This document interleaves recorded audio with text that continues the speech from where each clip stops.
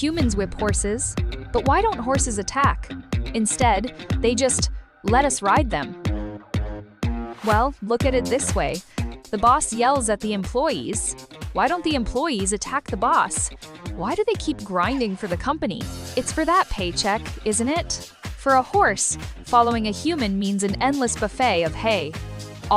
You can drink salt water, regular pedicures, and a stable that shields them from the storm. Why rebel when you've got full benefits and job security? You might think a whip is for inflicting pain, but that's not the case at all. A horsewhip is just a communication device between the rider and the animal. Think of a horse as a high-performance vehicle that is smart, but not that smart. It can't speak English. To give it commands speed up, slow down, or sprint, you need a translator. That's the whip. Riders don't actually beat the horse to the horse. The whip feels more like a firm tap or a touch. It's like a dog whistle, but for the skin. Remember the early days of tanks? It was so loud inside that the commander couldn't talk to the driver. So the commander would gently kick the drivers back to signal left or right. That kick wasn't a punishment. It was a steering wheel. The whip is exactly the same. If you just wave it around randomly, the horse will get confused, like a driver who has no idea what the traffic lights mean. Besides the whip, we have the gas pedal and the steering wheel, spurs and bits. Spurs are those little wheels on the back of a rider's boots. When they touch the horse's belly, they simply amplify the rider's leg movement into a clear signal. Again, it's not for pain, it's for clarity. Then, there's the bit, the metal bar in the horse's mouth. By a stroke of evolutionary luck, horses have a gap between their teeth called the bars of the mouth. A bit fits perfectly there, without hitting any teeth or affecting their breathing. It works just like a steering wheel.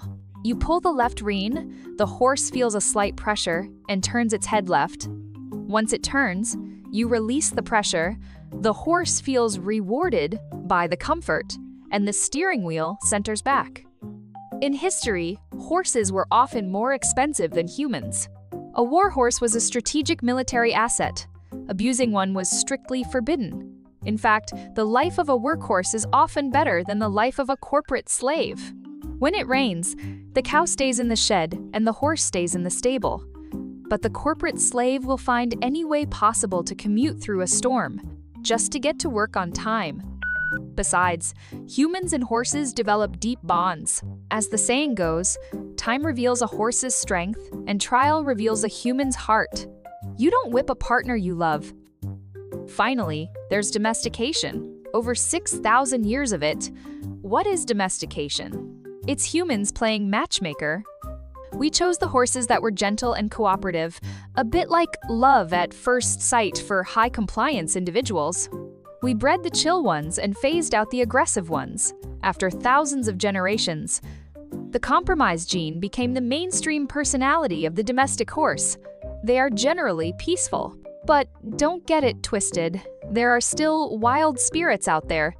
If you piss them off, a kick can fly out faster than you can blink.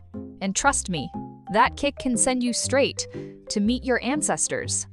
I am Shirley, and this is Shirley's Strange Tales. Got a topic in mind for the next story? Leave a comment and tell me all about it.